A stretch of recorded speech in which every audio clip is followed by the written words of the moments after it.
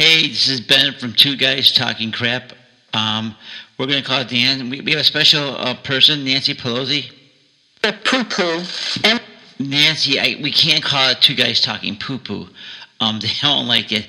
So we're going to call it Dan now. He has a long-ass number.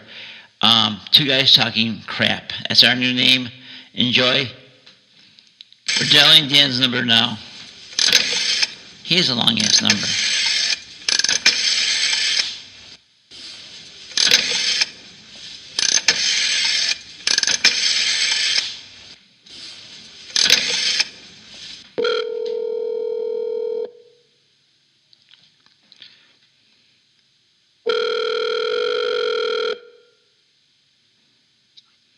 We're calling Dan. No. This is Dan. Hey Dan, this is Ben. Two Guys Talking Crap, or Two Guys Talking Poo-poo. I like that. Two guys talking crap. Let's talk some crap. I bought a external memory for my laptop on eBay. It was a used one. So my the memory was, my computer is a farm stand computer. The company Farm Stand, they make the phones. So I went to a farm stand, talked to their farmers to help me install my external memory and have all the stuff from the shows on an external memory so we won't lose it. And they looked at me like, I don't know. This is an older model. I can't help you. Your laptop is 6 years old and we can't help you. Farm Stand can't guarantee our work. And I said, okay. So the guys at Farm Stand looked at me like an idiot. So I'm going to return it and get a Farm Stand newer external memory for $85. And good people at Farm Stand, I don't know. They have good phones, but I don't know about their people. They call them geniuses, but I call them dumb shits.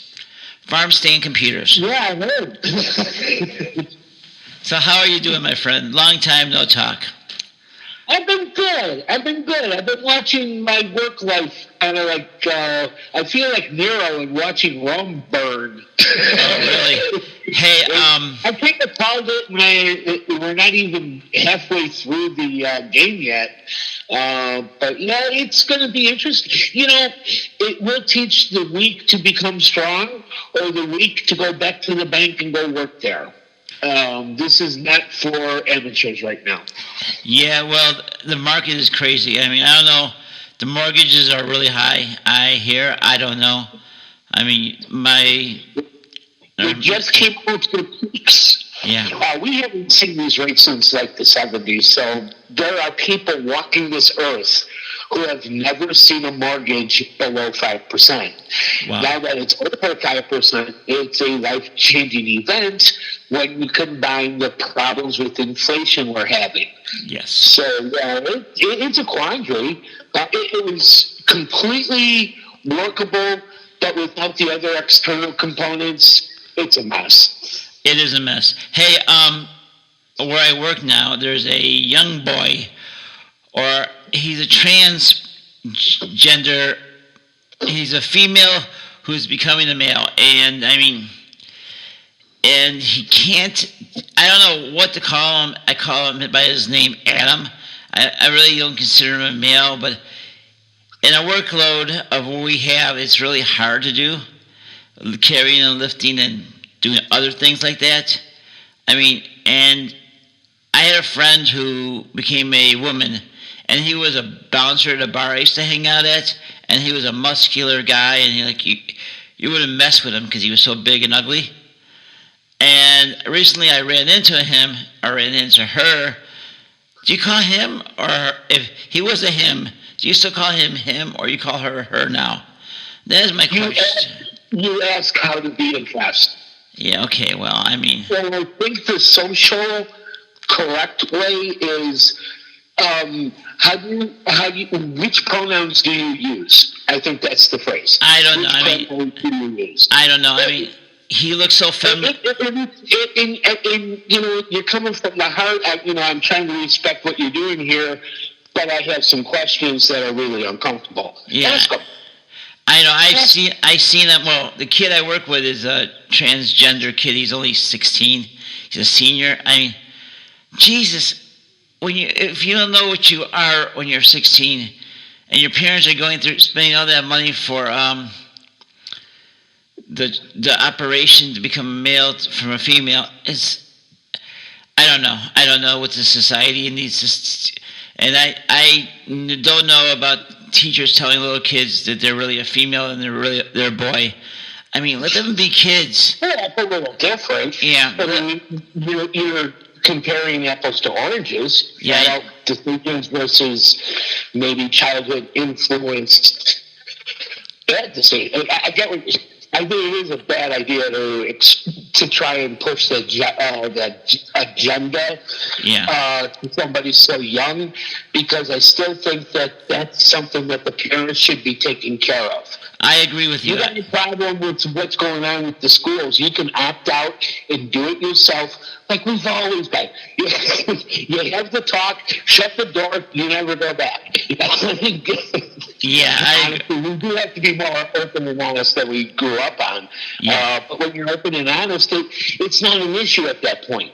Now it's just, like a regular everyday decision versus a life-changing decision. And my friend Aaron told me that some of these trans kids who got a sex change operation changed their mind and sued their the doctors who performed the operations. If they're underage and they're looking for a waiver or some sort of special circumstance, then that's on you, dude. I'm sorry. I don't know. I'm just saying that some of these kids are looking for they're looking for answers, and that's probably not the right direction you want to help them, looking for answers. Yeah. I agree, Dan. I agree. I still don't like the idea of circumcision. I think it should be the owner's decision. Yes. I agree 100%. I get it. I don't understand why you guys still do it, but my skin is my skin. Yeah, I agree. I agree about that 100%. Okay, another topic. When I was a kid, I was dating this girl, Debbie, and I'm not going to say her last name because she's probably listening to this. Debbie, if you're listening to this, her dad was a Chicago cop, and when I went out for the first time, her dad was cleaning the gun, and he gave me a talk and stuff like that. And then the second day we went on, he had a revolver pointed at my nuts and said, "If you ever do anything to my daughter, I'll blow those off." And that scared the shit out of me. Excuse me for saying poo-poo words. And so I mean, nowadays, nowadays, if the cop does that to you nowadays, you could go to this office and the police station and complain. If I did that when I was a kid, you know what the cops would do to me? They would slap me on the head. "Yeah, kid, get the fuck," I know you told me it was because I'm not a Democrat or I'm not a Republican. I used to be a Republican when Ronald Reagan was president, and then I really didn't care for the Bushes. So, what am I, damn? I don't know what I am. I consider myself more independent. Independent or a progressive or something? I think you're closer to an independent, but you're still looking for, solutions from where we're at to where you want the country to go, which is what we all dream. I don't want to see recession this high. I get why we did it. Now we have to dig ourselves out of it. It's all because of us picking the wrong dumbasses to go to Washington. I agree with you. I mean, leadership not listening. Yeah, I don't know what else to say, but I mean, I just don't know what to do. I mean, I voted for Biden, but first I voted for Trump the first time, and then the train went off the wheels and everything, and it was everybody else's fault, not his. And I mean, I don't know. I just know that something happened. I don't know what happened, but something happened. I mean, Trump blamed everybody else for the problems, not himself. And I thought Biden would do a better job. I think he's doing a better job than Trump, but still, it's still a shitstorm. The toilet's overflowing, and I don't know what to do, how to fix it. Update your passport. Okay. Be ready for what you need to do in the moment. Was that too quick of an answer? I guess so. I guess I talked too much. I guess I talked too much. I guess I talk too much. I don't know. I have all these questions. Dan's my psychiatrist. I go to him and I just lay down, and Dan charges me. He charges me, and I tell him my problems, and we talk about it. So, that's cool. Everybody, if you're listening to our show, we have a Facebook group page. It's G2S Two Guys Talking Shit, but somebody else got the name Two Guys Talking Shit, and we can't use that name anymore. And I don't want. And Spreaker. You know what? Let's talk shit about talking shit. Yes, let's go find those guys and let's talk shit about talking shit. I mean, I'm so teed off at Spreaker because our main show, Big Daddy Blues Radio, got turned off. I don't know why. I want to know why. Yeah, I want to know why. So I've been paying for years. Paying customers. Yeah, I mean, we've been paying for this damn thing for almost 6 years. Been doing Big Daddy Blues Radio, and I don't know what happened. I don't know. I did a John Lennon tribute show on his birthday. And speaking of John Lennon, I was watching the May Pang video, The Lost Weekend, A True Love Story between May Pang and John Lennon. And John Lennon with May Pang was really cool. She hung around with Paul McCartney was at his house, Ringo Starr was at his house, George Harrison, Mick Jagger. I mean, he connected with Julian. I mean, when you get back to Yoko, he just stayed home and did nothing. Did Yoko have a short leash on him? Or did he just want to get high or something? I don't know. That's a question. Well, Lennon was known to be walking the streets of New York. I mean, that's how he ended up becoming dead. Assassinated. I don't know about him being knocked down, but he was known to roam the streets without a bodyguard. And this is before it even became a thought that a bodyguard was absolutely 24/7. I guess so, yeah. I don't know. I mean, I wish I roamed the streets of New York at that time. I would have met him. I mean, I used to like his stuff, but I didn't like his. How can I say this? How he treated his son Julian, and I don't like how Yoko Ono treats his son Julian. But I'm not Julian, so I can't speak for Julian. I think John Lennon was the only one who really saw the real depths of Yoko Ono. Oh, I agree. We can't say anything bad about Yoko. We can't say anything bad about Yoko Ono. I could pass 2 of her layers without having to turn it off. Yeah, I can't even listen to her music. We can't say anything bad about Yoko Ono because she has big ass attorneys, and I don't want to be turned off from Spreaker from that now. We didn't say anything wrong. Okay, so tell me, what are you doing this exciting evening on this Saturday night? I am planning a couple of events for next week. I have a pre-foreclosure class that I'm teaching on the internet. I think it's the 9th, which is like Thursday. I have a gala with the home builders that is going on in Northwest Indiana. I got to tell you, as much heat as the home builders are getting right now, it's about time they got their ass moving, so I kind of support. They've been milking this whole last 3-4 years a little bit too long, and it's come to roost. They need to make their money now, or they're not going to make their money ever. And you know what? Home builders are seeing more first-time home buyers. It's a record-setting last month was record-setting. Usually a new construction home purchase is a mover-upper. More first-time home buyers are getting into new construction because the builders are offering better rates. I can tell you about that. I've had a couple of conversations with Menard and with Pulte, and there's a lot more than meets the eye with these builders as well. So it's shark infested territory, and I would not go swimming with the sharks without help from like a real estate broker who gets it.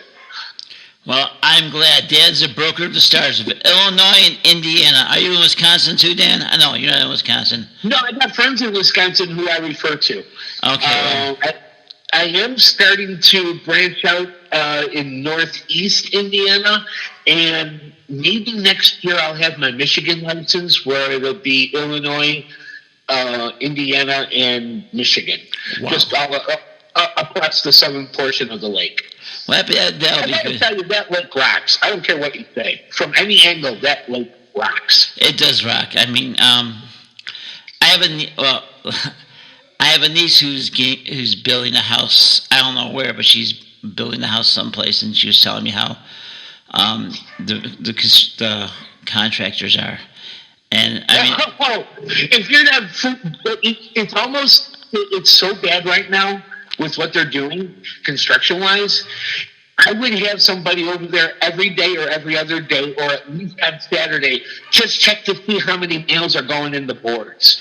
Oh, tell me. Amazing. The corners, the cut. Oh, dude. Yeah, the subcontractors are really getting away with murder right now. Dude, tell me. I have a money pit in Wisconsin.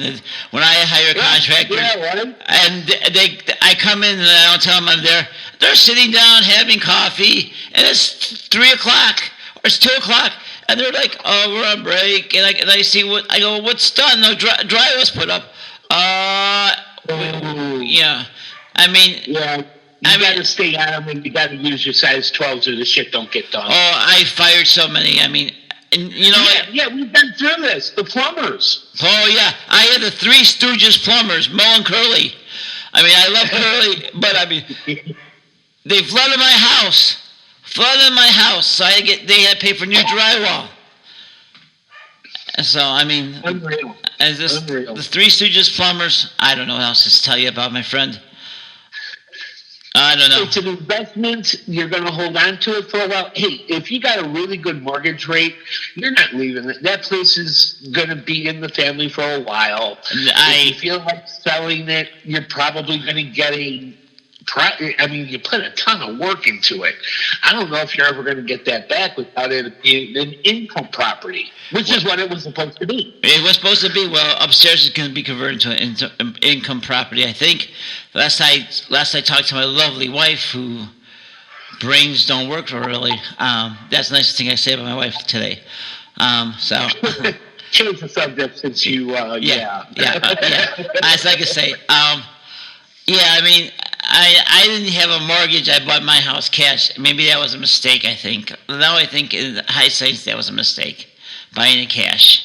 That's right. I remember you saying you were going to do that. Yeah, that was. I think that maybe that was a mistake on my end, because if I had a mortgage, I would have more money and I could do, get more things done on with the money I had.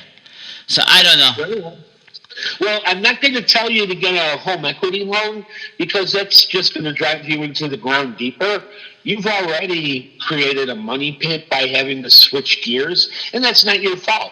I mean, it's no longer going to be an income property. We're going to have to do the best with what we got. But I still want you to consider, what you're doing. You're, literally out cash. They should be gating you. What, 5% on the 2-year bond right now? Yeah, tell me about it. Minus inflation, so you should be aiming at some sort of 7% return on your cash. I think that's where it's going to pinch you. I think so too. What else? But don't borrow against it. Figure out something, because that low balance, or that it's paid off, is an ace in the hole. Well, I mean, I want to convert the upstairs again. I'm turning the upstairs into an apartment. I'm doing the drywall, the plastering, so there's going to be not a very good, plaster job, because you know what? I had convinced my wife into renting a drywall jack for the ceiling, because she said, "Oh, I'll just hold the drywall and you screw it in, or you hold the drywall." And that was a three. I mean, that was a disaster. The first day we tried that. I knew that was coming. Oh, so I said we went to the friendly store, Home Depot or Depot, whatever you want to call it, and we rented a ceiling jack and drywall ceiling jack, and we boom, boom, boom, and she goes, "I'm glad you thought of it." Duh. What can I say? I don't know. If you really want to kill a relationship, go into a rehab together and don't hire outside work. Oh yeah. I mean, right now, the two just sometimes don't go together. Oh yes, I know that. So what else? You remember that show you turned me on to, Two Chicks and a Hammer? Yeah. They got nationwide since you brought them up. I think we haven't talked about them for 2 or 3 years. They're no longer working in Indianapolis because we got too expensive and we got too dangerous. So they have pulled out of Indianapolis. Where are they at now? They have 3 other locations that they're going to be working out of. Really? Yeah, they went nationwide and then left Indy in the dust. They're not in Illinois because Illinois is too expensive. I know that for a fact. Yeah, I haven't really kept up. I heard the news story that they're just completely out of Indianapolis now, and it's like, for these homes that were built back in the 20s and 30s, and it's not really a rehab. It's an extreme rehab because of the detailed work that went on with these things. They're not easy rehabs. You look at a $25,000 house from the street. It's like, oh yeah, I can flip that for 60, 75 and have a good day's pay. You get inside, you got foundation issues. It's been a previous rental that's been completely to the studs. It's not you have to rewire the whole house, replumb the whole house. I rewired my whole house, and that was $10,000, I think. I replumbed my whole house. Yeah, but you got a new box too. It was the complete updated. It wasn't like you just replaced the wires for tech. No, we replaced everything because they had knob and tube wiring, and I pulled up the old floor, and there was like a fire with the wiring by the knob and tube wiring. So there was like a fire, and then no one knew about it. And so good old knob and tube wiring. So and I have and upstairs I have plaster walls, and I'm trying to figure out how to save the plaster, not tear the plaster down. I see some guys on YouTube have this special thing, and you get it and drill holes in the plaster, and then you inject this magic stuff, and then you put the plaster in there. I tried it. It doesn't work. I got to figure something else to do. It doesn't work. So, the stuff they sent me was dry. The glue they sent me was dry. So, I don't know what I have to. I sent it back, and I returned it. So, that's all. Well, if it doesn't work, it doesn't work. I don't want to tear the old plaster off the walls. That's what I'm tired of. Plaster's a bit. I still like that idea. If it's beyond your skill set, hire it out. Yeah, I'm trying to hire it out. I have one guy who does plastering in my house by the lake, and he came to my house, didn't return me an email, didn't give me an estimate. He texted me, said, "Dude, I don't want to do it." So I said, "Okay, what can I say?" Cool. Right. So that's what it is. It is what it is. Hey, whatever happened to that cemetery in you were telling me about? It was like 100 acres in Indiana that you were putting on the market. Did it ever go on the market? We had it. It was 64 acres. It was an old monastery. Oh. Yes. The owner was inflexible with the market conditions and chose not to leave it on the market any longer. Oh wow! Because they wanted too much money. Well, you could have bought those. You could have got contractors and built a whole new town. I mean, they're going to tear down, a big piece of history to put in subdivisions, and that's what's going. It's Merrillville. I mean, there is really no real open ground other than this place, so it makes it kind of unique and therefore special. And I'm going to inflate the price, but it is what it is. I mean, there's a lot of people who sell things who add a premium because of future value they can't achieve. Somebody's going to have to invest to get that future value. They're not willing to invest it, but they're willing to take it from you. You got to take the fluff out of it. And it goes both ways. I mean, you never overpay for a house like you did last summer or the summer before. What are you doing? You're going negative equity on something that's 10 times the amount of car that you own. What are you doing? So hopefully those days won't come back. But that was when I started screaming that we were in trouble, when people were willing to put 50 grand over asking price. That's when I knew that this was a problem, because it happened in 04 and 05. Yes, I saw it. I know. 05. I meant he was really early. It's like, I've been here before. I know what's coming. That's when I met you in 05, right? I think it was 05. Yeah. Yeah, when I was upside down on my condo. And yes, that was when I was getting. Yes, this is when we were. The market was really hot on short sales, and all these brokers were just taking these listings, but not understanding that it involves the bank, it involves the processing and the trouble of getting the facts and figures for the bankers to accept an offer. It was a pain in the ass, and they're usually 6 months long. Yeah. And they were screwing everything up, and I got pissed. And I worked with our board at the time, and we helped push through the short sale and foreclosure resource designation that all realtors can get now, so they understand what the process is. All the details are all different. Everybody's different, bankers, houses, whatever.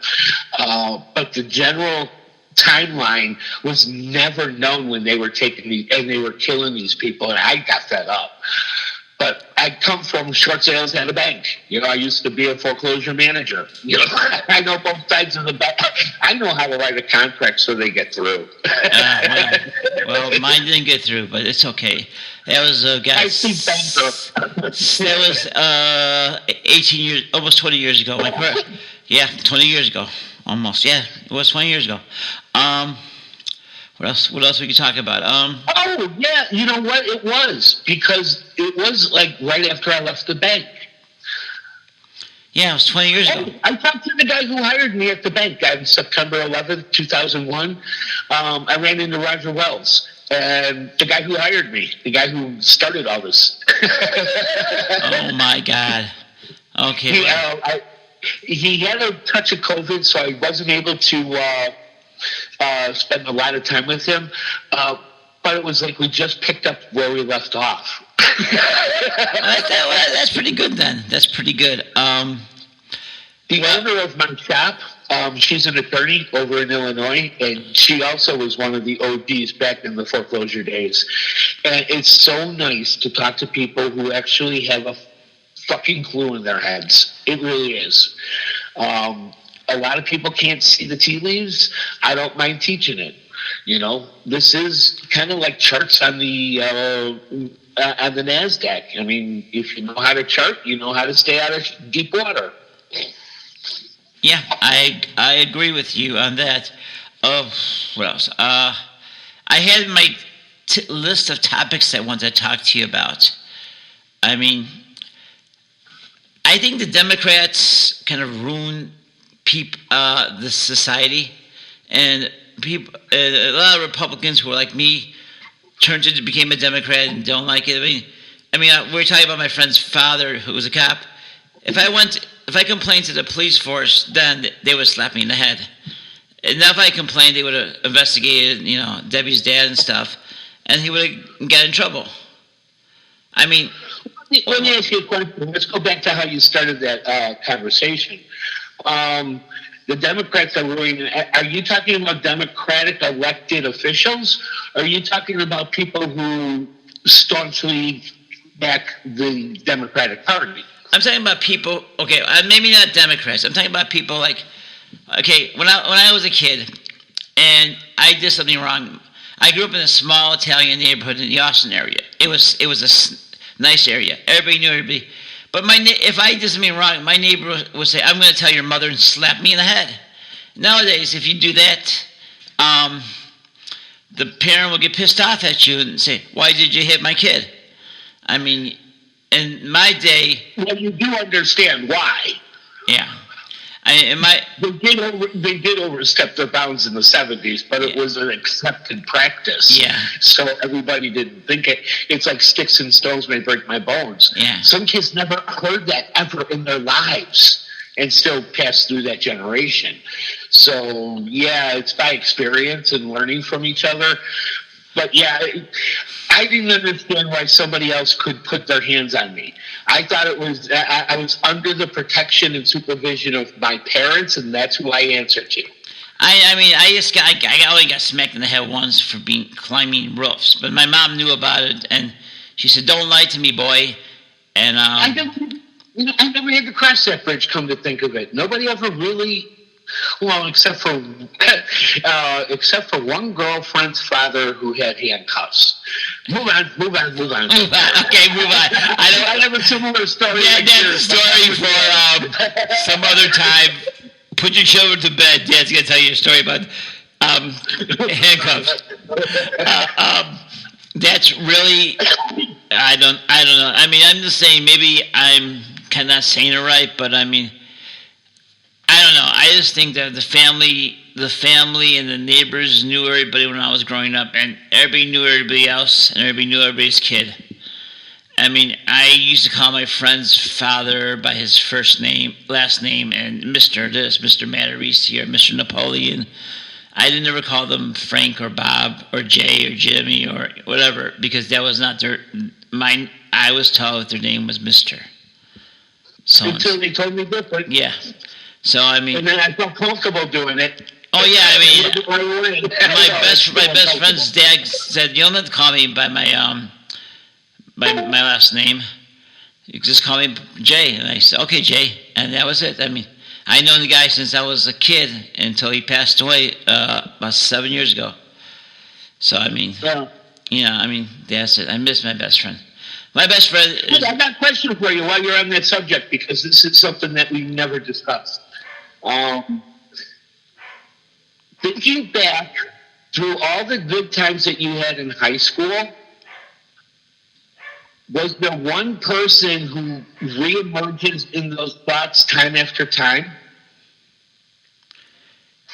Will be my best friend, Mark. Because is this the person you were just referring to? Yeah, Mark and I would. Okay, who's his backup? Mark. Oh, my best friend. His name is Mark. He's no longer with us. He used to be a radio traffic news guy in the Chicago area. Mark Napoleon. I remember Mark. And he was my best friend since we were 5. I mean, we would get high together, get stupid together. I mean, we got high one time and we lost my car at the the Allstate Arena. We used to call it was a Rosemont. Now it's the Allstate Arena. And this was before camera phones where you can take a picture of where you parked. Yeah, or the key bob, where you can press your button, you hear your car beep. Yeah. So that's one step before camera phone pictures. Yeah. Holding up the key fob. Yeah. I see people that at Whitfield Mall, and they're walking around with they're looking for their car. It's like, on my car I have one of those air trackers, so I always. That's cool. So I know where my car's at always. When my daughter borrows my car, I know where she's at. Sounds like... Well, the trick at Woodfield Mall is you leave the mall in the same door you entered it in. After that, it's a piece of cake. Oh yeah, I mean, if you leave through the wrong door, your car's gone. Yeah, you're gonna figure out. You're gonna walk the whole mall. I've done that with my lovely wife. So I see in the clock it is. We've been on the air for 34 minutes. Do you have anything else to say to our lovely listeners? And I apologize to our listeners for not being there. I had a lot of shit in my brains, and I still have a lot of shit, but I'm trying to work it through. So I apologize to you guys. There's a lot of things going on in my life. I just want everybody to remain calm. There's going to be some changes that are going to affect our lifestyles. We're all going to need to live in somewhere. How they're changing that is still being developed. But right now, it looks like they're trying to stop the sellers from paying the buyer's commission. And there's moving in that direction, where the buyer pays for his own broker and the seller pays for his own broker. Is that bad or good? But right now, it hasn't proved yet. They're still paying the buyer's broker, which is a 2.5%, 3.5% bump for the buyers right now. That kind of takes the edge off of the pricing a little bit. It doesn't kill the sting of the interest, but it does take the purchase price way down. Another 3% is 3%. Nobody else is going to unless you take it. I have a question for you. When I bought my house, there was 2 brokers, but the broker who represented the sellers, right, had a person there too. They first they outbidded us, and then we raised our bid, and he refused to take it. And then our broker, who is a really good guy, made him give it to him. If he got his people who wanted a house too, would he get double commission as seller and buyer? That can happen. It's very rare, which is why we don't do pocket listings anymore. When you don't put it on the MLS, you're trying to basically find your own buyer so that you can get both halves of the commission. Okay, well, I that's one thing. Typically, the seller gets half and the buyer gets half, but it's all negotiable, and it all depends on the situation. There are some situations where I had to charge a higher commission because it was in a war-torn area. It was a hard sell. It wasn't going to be easy at the end of the day. And some of these have been easy. I flat rated a lady this week because it just made sense. Her home was so unique. You didn't want to charge her a percentage. I mean, it would have been $35,000 split. My hair would have just stood up on end if I was that person. So I made the executive decision to just flat rate it because the numbers aren't there. I would not want to lose business because of, just such an extreme difference. I'll lose business over, 1,000, 2,000, whatever. But if they're that far off, I mean, it made no sense to me. So you got to work the market. It's part of negotiations. Okay, well, I'm going to let you. I see we're been on the air for 40 minutes, and the formula usually is 30 minutes, but this has been a long, good show. So I'm gonna cut out part of the beginning. Yeah. So I want everybody. When my dad told me, before you judge a man, walk in their shoes. Love each other. We need love in this world. Absolutely. Empathy goes a long way. Okay. I'll talk to you next week. Don't make a promise. The last time you said you'd talk to me, it was, I'll talk to you in a week. And it's been like, what? 3 months. Okay, I'll talk to you soon. How about that? I'll talk to you soon. Good enough for me, brother. Okay, I'll talk to you soon. And I'm sorry to our listeners that I haven't been on the air. I've been trying to find myself. And I'll try and corral them next visit. Okay, you guys, everybody love each other. We're out of here. See you, Dan. Later, buddy.